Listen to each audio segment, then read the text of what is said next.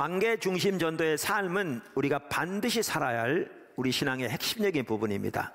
하나님의 말씀에 의하면. 아울러 성령께서 지금 포도나무 교회 가운데 포도나무 교회 모든 지체들이 이 삶이 우리의 삶의 패턴이 되도록 강력하게 촉구하고 계십니다. 그 중에 오늘은 이 책의 7장 영적 결실 맺기, 혹은 그걸 좀 더 영적 열매 맺기 이렇게 표현하면 좋겠죠. 이 부분을 살펴보려고 합니다. 사실 요한복음 15장의 이 구절은 제가 신앙의 본질이라고 표현하는 우리 신앙의 가장 중요한 요소를 다루고 있는 장입니다. 자, 첫째, 포도나무 삶의 중요성. 포도나무 삶의 중요성. 저는 요한복음 15장이 말하는 이 영적 열매 맺는 삶을 포도나무 삶이라고 부릅니다. 여러분 잘 아시지만 이 부분에 대해서는 제가 수없이 많이 설교했기 때문에 여러분 잘 알고 계십니다. 이 삶에는 크게 두 가지 요소가 있습니다. 첫째는 하나님과의 친밀한 교제입니다. 그것을 본문은 우리가 예수님 안에, 예수님이 우리 안에라는 말로 표현합니다.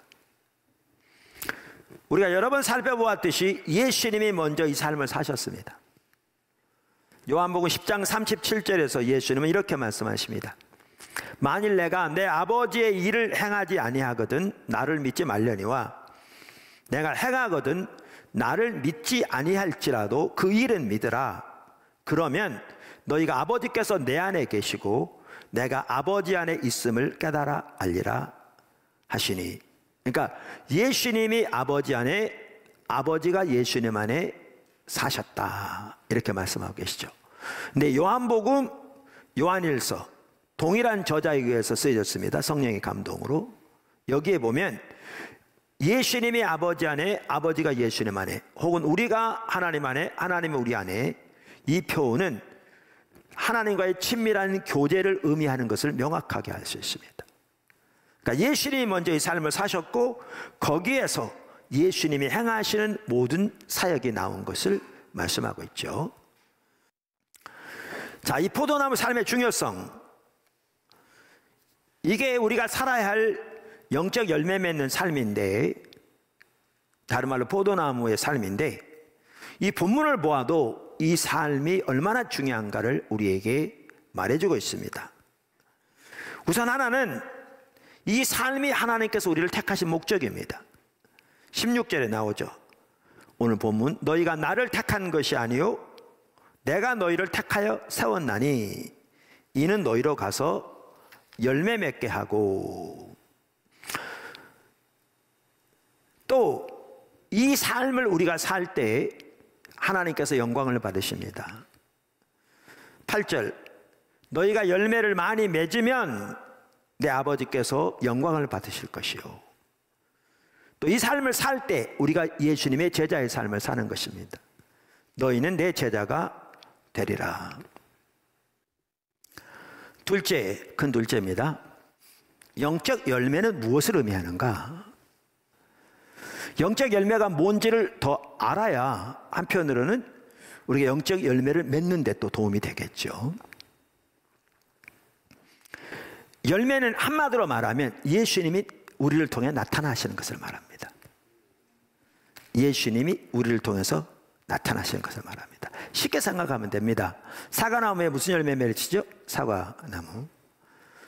배나무에서는 배열매. 그러면 포도나무에서는 포도 열매. 근데 여기 보면 예수님이 포도나무라고 그랬잖아요. 그러니까 어떤 열매 맺히겠어요? 예수 열매죠. 예수 열매죠. 그래서 예수님이 우리를 통해 나타나시는 것, 그것이 열매입니다. 사실 이 저자도 정확하게 동일한 이해를 가지고 있습니다. 사실 그게 성경이 말하는 핵심적인 내용이라고 저는 확신합니다. 이 책의 119쪽부터 보면 열매에 대해서 이분들이 이렇게 얘기합니다. 영적 열매란 무엇인가? 그러면서 주님께 봉사하는 것입니까? 아니다. 예배에 참석하거나 기도하는 것입니까? 아니다. 우리가 얻은 영혼입니까? 그러니까 우리가 구원한 이런 영혼입니까? 아니다. 교회 건물, 침례 또는 재정입니까? 아니다. 이 모두가 열매로부터 흘러나오는 것이지만 우리가 열매 맺음이라고 말할 때 의미하는 바는 아니다. 이렇게 말합니다. 자, 그러면 여기에 영적 열매를 뭘 말하는 건가? 이분은 그것을 이렇게 얘기합니다. 120쪽 중간쯤에서 성경은 하나님이 우리의 삶에서 그분의 성품을 나타내기 원하신다고 기록한다. 그러므로 열매 맺는 삶이란 하나님의 성품이 우리 삶 가운데서 나타나는 삶을 의미한다. 그러니까 이분은 열매 맺는 삶을 뭐라고 정의하고 있느냐면 하나님의 성품이 우리를 통해서 나타나는 것을 의미한다. 바울은 하나님이 우리에게 두 가지를 주셨다고 기록한다. 하나는 화목하게 하는 말씀이고 나머지 하나는 화목하게 하는 직분이다. 이처럼 하나님이 그 은혜와 십자가로 우리를 그분께 묶으셨기에 우리 삶은 하나님과 연결되어 있다. 하나님은 우리에게 잃어버린 세상에 다가가고 그 세상을 향해 다리를 놓을 수 있는 능력을 주신다. 이것이 바로 삶의 목적이다. 이것이 바로 열매 맺는 삶이다. 자, 그래서 여기 지금 이 저자는 여기에 열매는 뭘 말하는 건가? 우리를 통해 나타나는 예수님의 본질, 하나님의 성품이다. 이렇게 말합니다. 제가 근데 여기에 좀 더 설명해야 될 필요가 있습니다. 제가 여기에 열매는 우리의 사역과도 연결된다 이렇게 말씀드렸잖아요. 그러니까 오스카 탐슨 박사도 제가 보기에는 저와 정확하게 동일한 이해를 가지고 있습니다. 아까 그 화목해 하는 말씀을 가진 화목의 대사 내용을 보아도 알 수 있듯이. 그런데 어떤 사람들이 이 책의 이 내용을 딱 보면 하나님의 성품이다. 그러니까 여기에 열매는 우리를 통해서 나타나는 하나님의 성품, 그러면 친절함이라든가 성령의 열매와 같은 이런 부분만 의미하는 것으로 잘못 이해할 수 있습니다. 그게 아닙니다. 당연히 그런 걸 포함하죠. 그래서 제가 뭐라고 말씀드렸냐면 우리를 통해서 예수님이 나타나시는 것이다 이렇게 표현했습니다. 그럼 이것이 어떻게 사역과도 연결되는지 제가 간단히 좀 설명하도록 하겠습니다. 아까 여기에 보면 요한복음 15장에 거기서 우리는 신앙의 본질, 포도나무의 삶을 볼 수 있다고 말하면서 하나님의 행하심을 보고 온 사람으로 동참하는 것에 대해서는 그것을 예수님의 삶에서 잘 볼 수 있는데 대표적으로 요한복음 5장에서 볼 수 있다 이렇게 말씀드렸잖아요. 그러면서 요한복음 5장 17절, 19절, 20절을 보았죠. 거기에 보면 요약하면 예수님이 말씀하신 거죠. 아버지가 오늘까지 일하신다. 나도 일한다. 나는 아무것도 스스로 할 수 없다. 나는 아버지가 행하신 것을 본다. 그것을 나도 행한다. 아버지가 아들을 사랑하셔서 아들에게 아버지 행하신 것을 다 보이신다. 근데 예수님이 이 말씀을 언제 하셨냐는 겁니다. 언제 하셨냐는 겁니다. 그 요한복음 5장부터 보시면 예수님이 베데스다 연못갓을 지나가시다가 거기에 모여있는 환자들 중에 38년 된 환자를 고치셨을 때, 그 중에 특별히 38년 된 환자에게 자리를 들고 걸어가라고 명령하심으로 고치셨을 때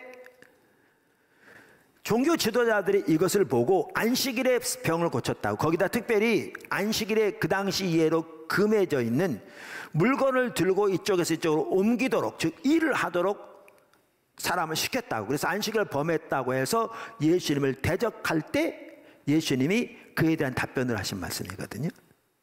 이 구절이.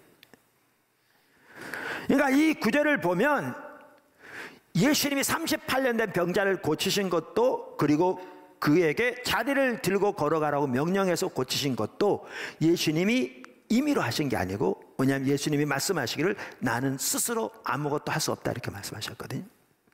아니고 예수님이 이미 아버지 안에, 아버지가 예수님 안에 있는 이 관계 안에서 하나님의 행하심을 보고 하나님의 의중을 깨닫고 믿음으로 순종할 때에 하나님께서 예수님을 통해 하나님의 능력으로 그 사람을 일으켜 세우신 사건임을 볼 수 있습니다.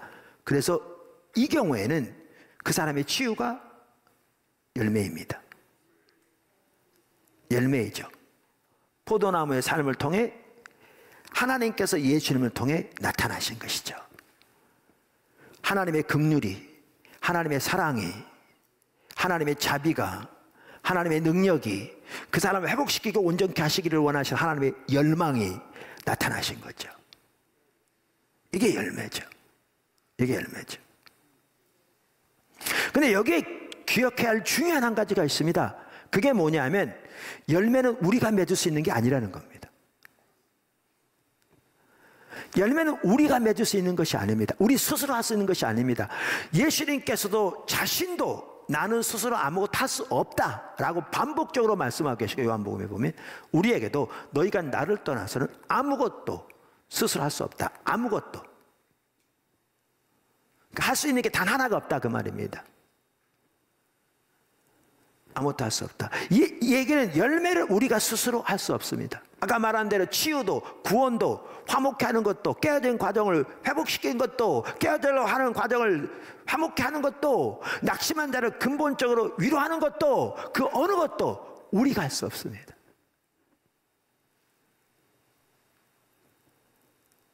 우리는 포도나무의 삶을 통해서 하나님의 행하심을 보고 사랑의 섬음으로 하나님께 순종해 나갈 때 하나님께서 우리를 통해서 열매를 맺으시는 겁니다. 열매를 만들어낼 능력이 우리에게 있지 않습니다. 우리는 포도나무의 삶을 통해 하나님을 구하는 가운데 하나님의 친밀한 교제 가운데서 하나님의 행하심을 보고 믿음으로 순종하되 사랑으로 섬기는 일을 하고 결과를 하나님께 맡기는 겁니다. 자, 세 번째, 열매 맺음의 결과. 열매 맺음의 결과. 앞에서 언급했습니다만 요한복음 15장에 보면 열매 맺는 삶과 관련해서 몇 가지를 언급하고 있습니다. 하나는 열매 맺는 삶은 하나님께서 우리를 택하신 목적이다.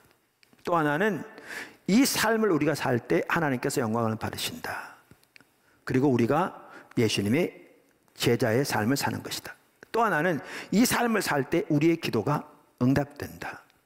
또 하나는 이 삶을 살 때 우리 삶 속에 하나님의 기쁨이 넘친다.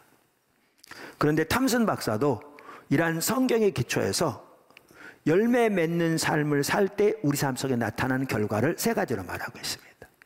여기에서 제가 말씀드린 대로 가능하면 제가 이분이 말하는 바를 그대로 전달하려고 합니다. 왜냐하면 그 어떤 스피릿, 어떤 그 자세, 그 가치를 여러분이 보기를 원하셔서 그렇습니다.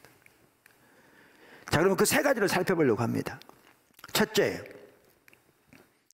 그러니까 열매 맺음의 결과 첫 번째입니다. 위로 뻗어나감, 기도의 응답이죠.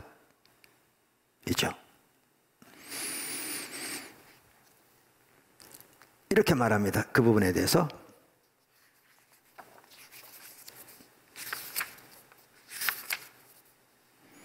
위로 뻗어나감. 영적 열매 맺음의 첫 번째 결과는 기도 응답의 결과로 위로 뻗어가는 것이다. 예수님은 너희가 내 안에 거하고 내 말이 너희 안에 거하면 무엇이든지 원하는 대로 구하라. 그리하면 이루리라고 말씀하셨다. 주 예수 그리스도와 교제하며 가까이 거하는 자는 성령 안에서 사는 삶, 기도 응답의 삶을 살게 된다. 그런 사람이 기도하면 역사가 일어난다. 그리스도인의 삶의 확실한 표징 중 하나는 기도 응답이다. 하나님이 당신의 기도에 응답하고 계시는가? 당신이 기도하지 않으면 그분은 기도에 응답하실 수 없다. 너희가 얻지 못하면 구하지 아니하며, 따라서 중보자로서 시간을 들이지 않는다면 열매를 맺을 수 없다.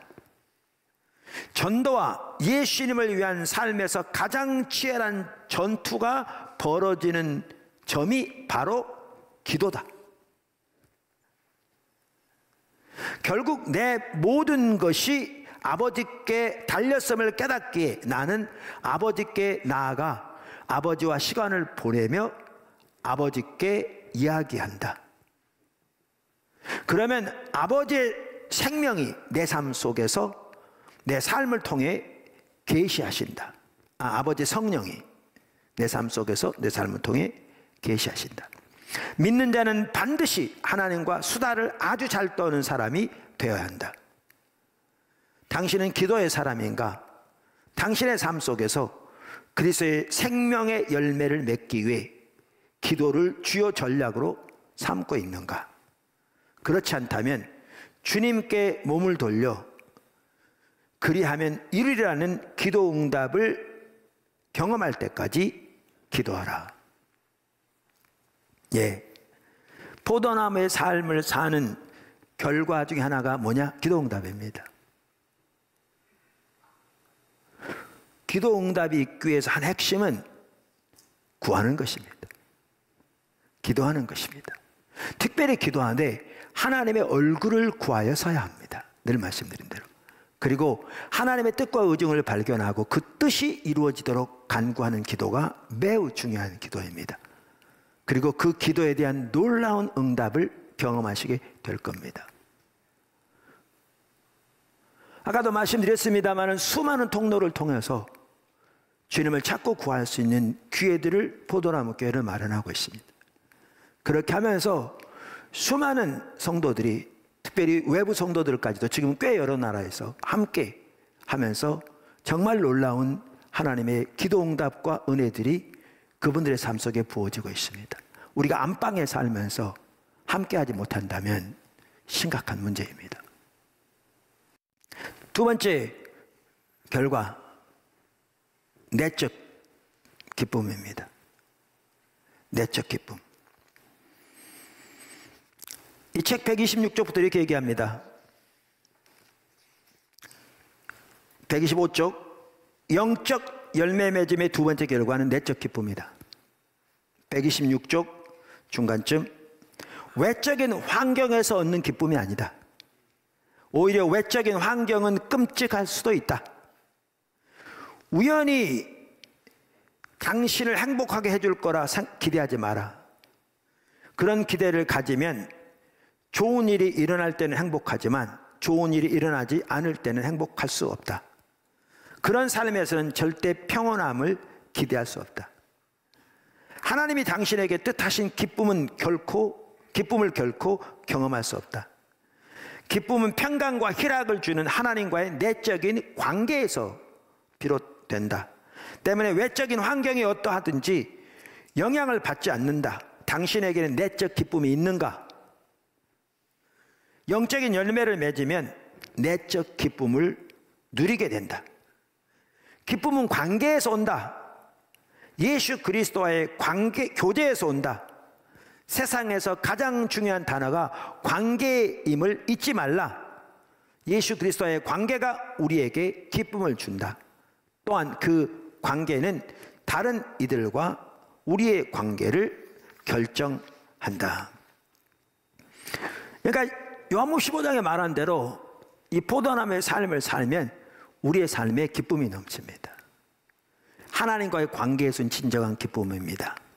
예수 그리스도로 인하여 오는 기쁨입니다. 그래서 제가 묻는 겁니다. 여러분의 삶 속에 신앙생활이 신나느냐고요, 지금. 그걸 다른 말로 표현하면 여러분 속에 내적 기쁨이 있느냐고요. 여러분의 삶 속에 신앙생활이 신나지 않는다면 병들어 있는 겁니다. 그 이유는 포도나무의 삶을 살지 않아서 그렇습니다. 마지막으로 이 저자가 말하는 열매 맺음의 결과는 밖으로 향하는 아가페 사랑입니다.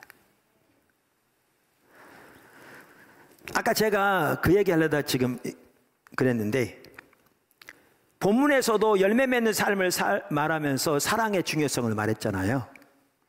근데 본문이 끝나고서도 역시 동일한 것을 말합니다. 그게 12절부터 나옵니다. 내 계명은 곧 내가 너희를 사랑한 것 같이 너희도 서로 사랑하라 하는 이것이니라. 13절, 사람이 친구를 위하여 자기 목숨을 버리면 이보다 더 큰 사랑이 없나니 너희는 내가 명령한 대로 행하면 나의 친구라. 사랑을 말하고 있습니다. 그러면서 이 저자는 말씀드린 대로 열매 맺는 삶의 결과, 제가 말하는 포도나무 삶의 결과로서 밖으로 향하는 아가페 사랑을 말하는데, 거기에서 다음의 내용들을 강조합니다. 제가 그 전체적인 것을 쭉 읽고 이분이 말한 것을 쭉 인용하도록 하겠습니다. 이렇게 사랑이 강조되어 있는데 여기에 사랑은 아가페 사랑이다.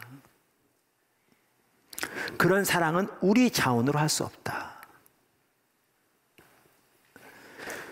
열매 걸기, 우리는 스스로 열매를 맺을 수 없다. 우리는 열매를 거는 것뿐이다. 그 의미를 아까 설명드렸습니다.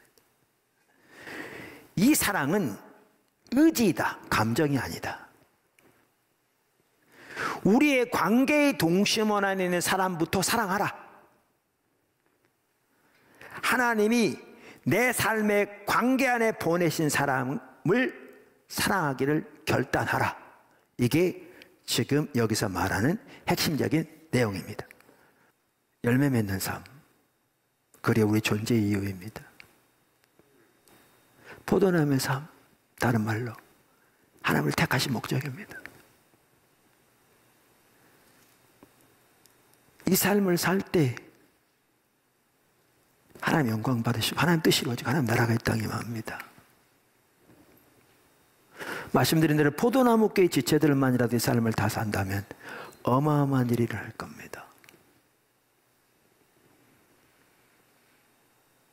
뿐만 아니라 이 삶을 살 때 우리에게는 세상에 다른 무엇을 줄 수 없는 기쁨이 넘치게 될 겁니다. 삶의 활력, 삶의 감사, 삶의 기쁨이 넘치게 될 것이고, 하나님의 뜻은 여러분을 통해 여러분 삶 속에 참으로 놀라우게 성취될 것입니다. 이 삶으로 주님이 강력하게 우리 모두를 촉구하고 계십니다. 포도나무교회 모든 성도들 반드시 이 삶을 살 수 있게 되기를 주님의 이름으로 축원합니다. 그래서 이 성경에 말하는 그 모든 축복이, 그 열매가, 그 결실이 여러분 삶 속에 풍성하기를 예수님의 이름으로 축복합니다.